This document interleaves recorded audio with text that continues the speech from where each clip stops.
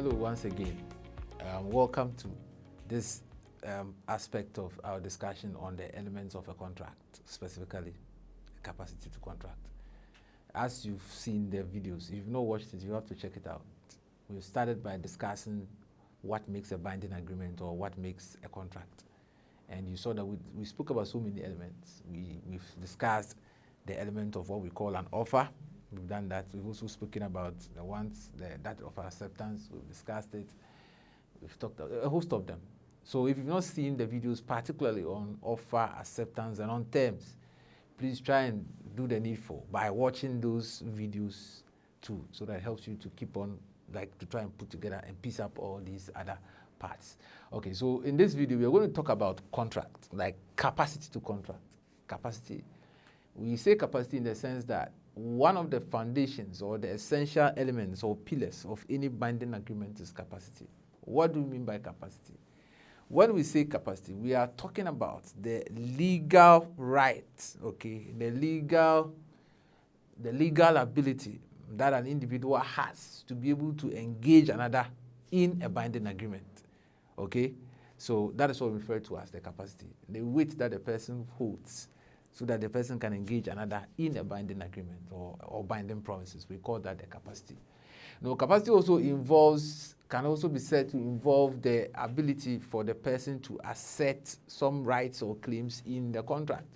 Said that if you lack the capacity, if you lack the legal weight, or you lack the legal persona or clothes to be able to engage another person in such a binding agreement, we say that you lack capacity. All right, so we're going to discuss some of the considerations or some of the points that has got to do with capacity. That is, who has the right to engage in a contract, or what may make another person not qualify to have what we say a capacity to enter into a contract. So we'll discuss a host of points. One will be the capacity of a mentally incompetent person. We'll discuss that.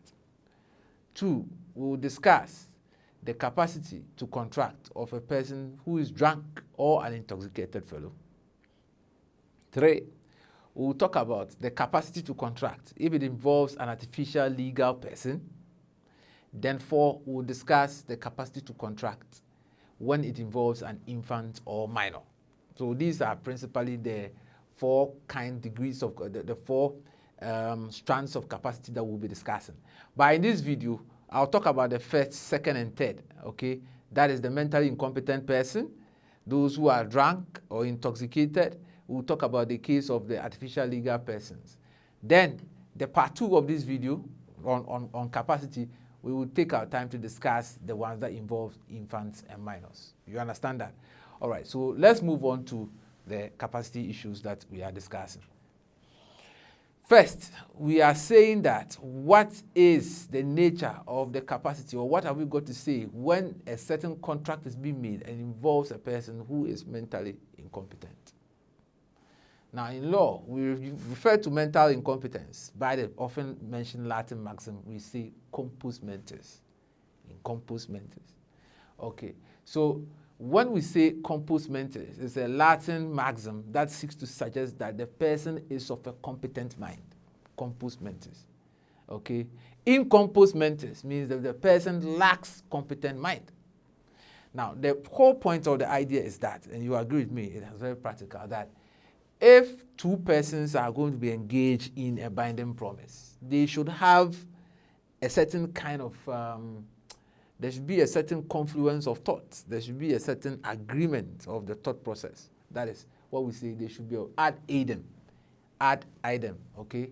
A-D-I-D-E-M, ad idem, okay?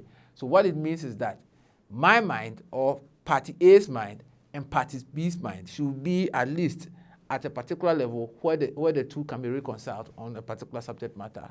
So when these two minds meet on an issue, then we say that they are in agreement as to what has to be done, and therefore a binding contract begins to arise. Because of that, the state of mind of the contracting parties is very important. What was the person's state of mind? And the law is that if a person lacks sound mind, okay, he lacks the ability to appreciate what is going on, we say that the person may be incompetent, that is of unsound mind. he lacks the capacity to contract. And therefore, if anybody were to engage such a fellow in an agreement and purpose to call that agreement a contract, you will not be able to enforce that contract, or that contract will not be binding on the person who lacks that soundness of mind. So I'll take you to a very important case in here, a common law case entitled Imperial Loan Company versus Stone. Imperial Loan Company versus Stone is an old common law case, but that has got still very sound principles. Let's look at what the court said in the Imperial Loan Company versus Stone when it comes to the soundness of mind in contracting. Let's see. The court mentions, unsoundness of mind would be a good defense to an action upon a contract if it could be shown that the defendant was not of a capacity to contract and the plaintiff knew it. We get the point now, right? Simple. So it is this. If a person lacks a sound mind, he lacks capacity to contract. Simple. Okay? So that is it. He has not got sound mind. He lacks capacity to contract.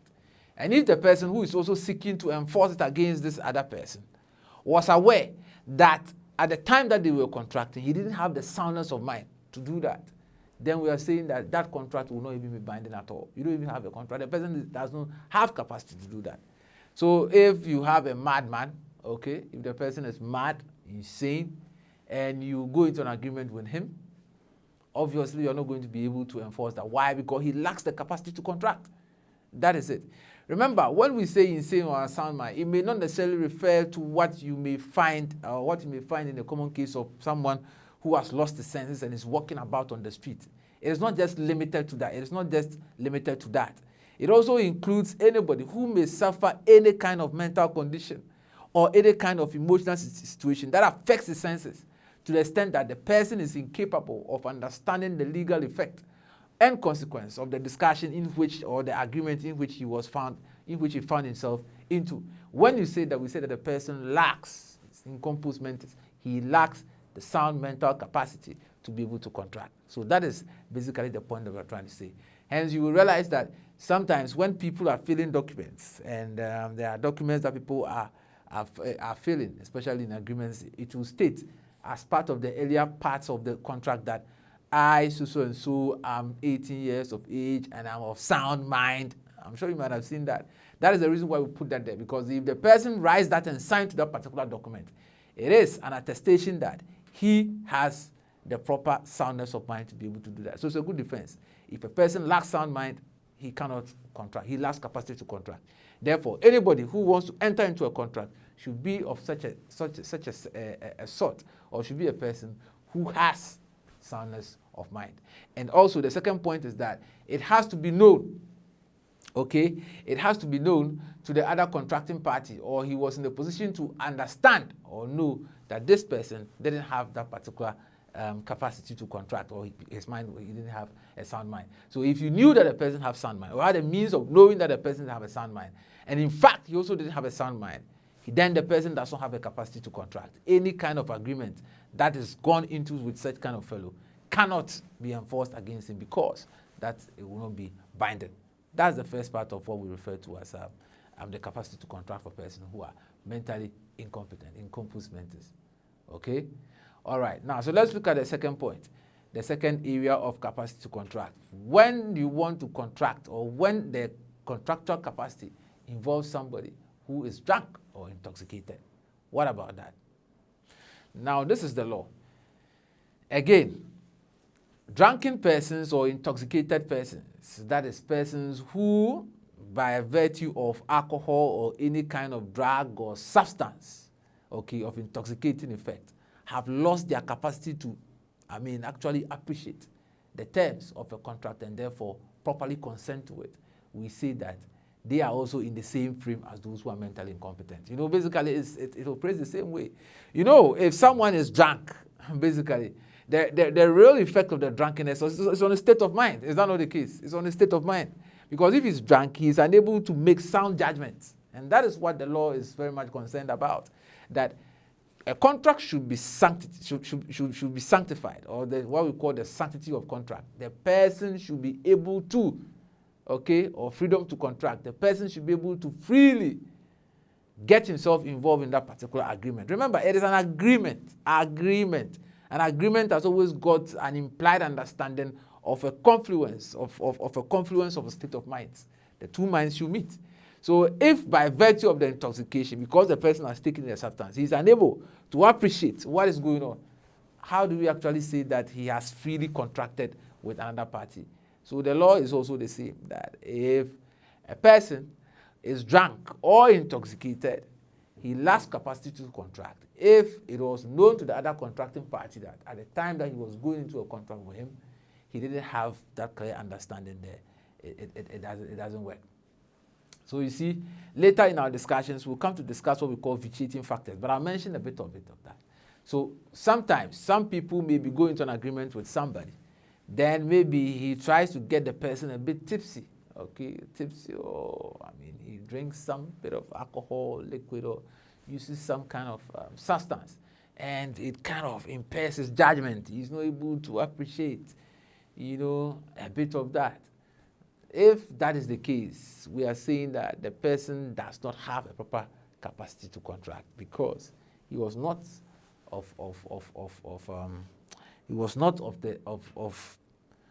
the requisite mental capacity or the requisite mental state to have known the decisions that he had to take on that, and therefore that matter will not actually stand. So we take a case, okay. This case too was alluded to in the renowned Law of Contract in Ghana book by Professor, I think, Dr. Christian Touna, okay, the Law of Contract in Ghana, where she also makes reference to the common law case of Matthew versus Baxter. Matthew versus Baxter.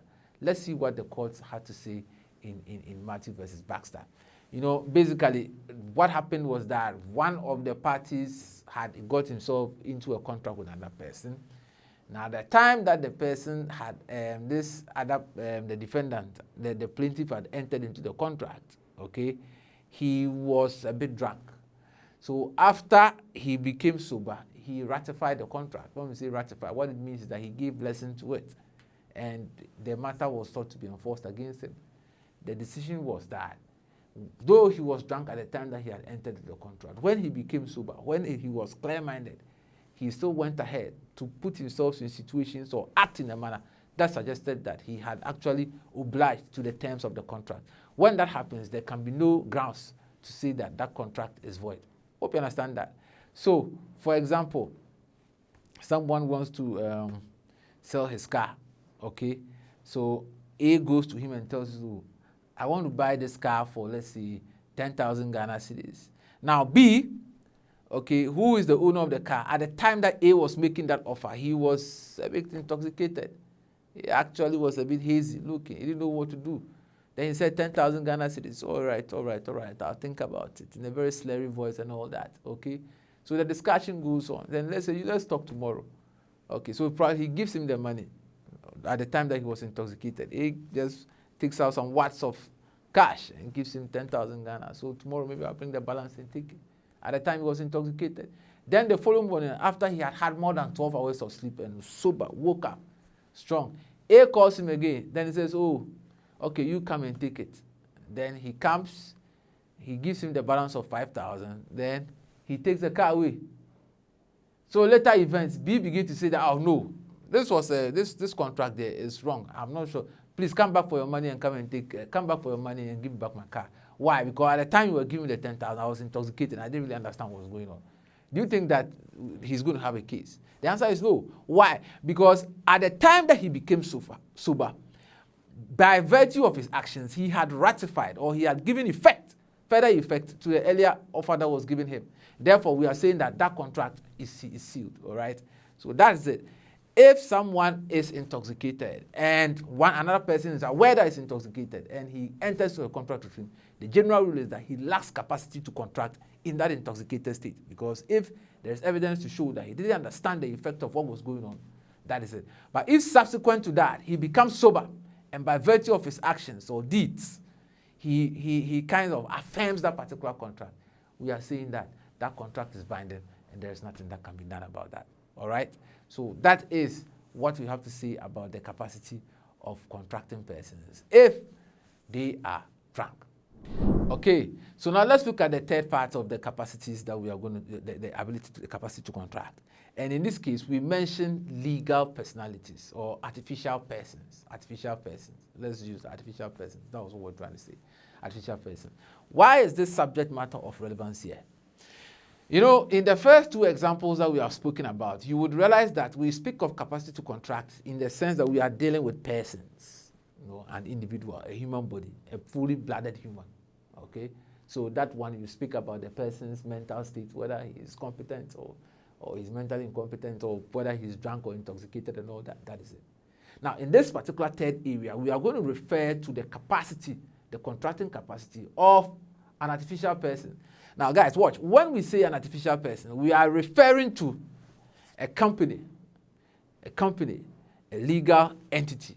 All right? That is what we mean by an artificial person. The law recognizes that anytime you have a company that is registered or incorporated anywhere in Ghana, that company itself is as if the company is a natural person. We take the company like a human being. Okay? So the way a human being has got a right to contract, the company also has the right to contract. So when we refer to the capacity of such artificial persons, we say that they have a legal personality. So a company has capacity to contract in its own right. Hope you understand that. The company can contract in its own right. Therefore, someone can go into an agreement with a company, because the company has the capacity to contract. I reiterate that this is a bit of a difference from the first two that we've spoken about, okay? And again, let me just say that the first two referring to are individual persons and situations that will disqualify them from we say that they have requisite capacity to contract. Fair enough. Now we are talking about a company. What do we say about a company? And we are saying that a company as an artificial person, okay, also has a kind of legal personality. And that legal personality, according to the law, allows that company to also be able to contract. Okay, so a company can contract. Now, the law is that the company is separate from its individuals. The company is a separate legal entity from its individuals, such that if someone is engaging into a contract with a company, the engagement with the company is different from the individuals there. So you can have an agreement or you can contract with the company in one breath, and you can also contract with other members of the company. The two are not the same kind of agreement. Hope you understand. That's just the point we are just trying to say. Said that if you are entering into a contract and it involves a company, you know who or where or in what capacity the person is going to enter into the contract. The point is this. If, for example, I, person A, I want to contract with this man and this man B. Now, this man B works with a particular company. The question is, what I want to do or the kind of contract that I'm entering into, is it a contract that I'm expecting to do with the man B personally, or is it a contract that I'm expecting to handle against the company? What we are talking about capacity is that because the company is a separate legal entity, it has a capacity on its own. So if I go ahead to contract with the man, that contract will not be binding on the company because the company in itself has a separate legal entity, is a separate legal entity from this man, and therefore it has a capacity to contract on its own, separate from that other man who is also working on the company. You understand that? That is just the point I want to make about capacities when relative to legal persons. So in a very famous case, as you know, if you remember your company law a bit, Solomon versus Solomon, which was later has been a ground for several company law principles. Here in Ghana, one of the foundational judgments that the Supreme Court has ever held with respect to the separate legal personalities of companies is in the case of Moko versus Kuma. Moko versus Kuma. You remember that shipping case. Now, a brief fact, if you are not familiar with it, was that one of the directors of this fishing company who had engaged in a contract with some other kind of partners. Then there was some kind of contractual dispute, some problems. Now, the aggrieved party sued the director of the company, okay, seeking to exact from him some debts that the company had owed him. You get it? So to make it clearer, this is A, this is B. Okay, B is the company, C is the let's say the director of the company. All right. So A and B had gone into a contract, like this company and that company had gone into a contract, and there was a bit of an issue. Then when A was suing B, he attached the director he attached the director C to B and sued the two of them and sought to enforce the order against the director. So the matter went to court. At the Supreme Court, her ladyship, as she then was Justice Sophia Akufo, had this to say in Moko versus Kuma. Let's just pick a bit of the holdings of the Supreme Court in Moko versus Kuma by court. A company is thus a legal entity with a capacity separate, independent, and distinct from the persons constituting it or employed by it. So you saw what Justice Sophia Akufo said as she then was in the case of Moko versus Kuma. A company is separate. It's a separate legal personality for me, shareholders and other staff. So a company has the right to contract on its own by the company as against the other persons. I hope we are clear with that. So the point we are trying to make, guys, is that when we talk about the capacity to contract in a separate for an artificial person or a company has its own capacity, and that capacity is different from that of the individual persons there. So you know, on the basis of Moko versus Kuma, several judgments has also come up by our courts that seeks to reinforce the distinction between the capacities of the contracting capacities that involves companies as against individuals. Okay. Now, in one of the most powerful judgments that's been written by the Court of Appeal, in Jacque versus Ideal Finance Holdings. Okay, Mr. Paul Jacque. It was delivered by Her Ladyship Justice Gertrude Tokonu. At the time, she was a justice of the Court of Appeal. This was a situation where Mr. Paul Jacque had gone into some agreement with Ideal Finance Holdings to sell his shares in some other kind of business to them. Okay, so along the line, they found out that what Mr. Jacque had told them was not actually the case, or they had some misgivings about some information that they had discovered after they had done the transaction. And now they sought to kind of hold back from honoring further the agreements that they had with Mr. Jacque, and also sought to enforce certain debts that they had incurred against Mr. Jacque. So when the matter got to the Court of Appeal, the Court of Appeal had to determine whether this disgruntled party or the defendants could now bring that particular action or seek to enforce the debts of the company against Mr. Paul Jacque. Now, this is what the Court of Appeal had to say, and it also adds credence to what we are trying to establish as to the legal capacity of the companies. Let's see by court, Justice Gertrude Tokonu in the case of Paul Jacque versus Ideal Finance Holdings. Now, in referring to the Moko versus Kuma principle, the court went on to say, the proper appreciation of this position clearly found expression in the fact of Easy being a party to the MOU and SPA to buy its shares. And it is simply because Easy is a legal entity separate from its shareholders and directors that the appellant, a shareholder, cannot be imbued with capacity to claim the debts of Easy from the respondent, even if the debts were occasioned by fraudulent behavior as the appellant alleges. The court continues. A shareholder, whether sole, majority, or minority, has no capacity to jump into the shoes of an existing company and purport to claim its debts as appellant did in defense and counterclaim. So we saw that clearly. That's what Justice Gertrude Tokonu, Justice of the Court of Appeal at the time, as she then was, said that, look, a shareholder is different from the company. So if there are debts, you cannot just go after them and chase them. You need to go after the company. So guys, that's the point. When we talk about capacities of a separate legal entity or artificial persons is different from the individuals. Of course, any contract that will be entered into by a company will obviously by law be done by its directors. But you ought to understand that if a director contracts on behalf of a company, that is the company, and that is different from the director as a person. Now, the whole essence of this is that if you are a student, okay, preparing for the Ghana School of Law entrance exam or any of your contract law exams, you need to appreciate that when there is a contract between two parties and a company is there, you need to ask yourself that in what capacity did the person enter into the contract with the company? Okay, did he contract as the director or an official of the company, or he contracted on his personal level? If you do a contract with a person, even though he works for a company, on a personal level, that particular obligation cannot be enforced against the company. All right, unless the contract is such that you contracted with the company per its director. That is how it has to go.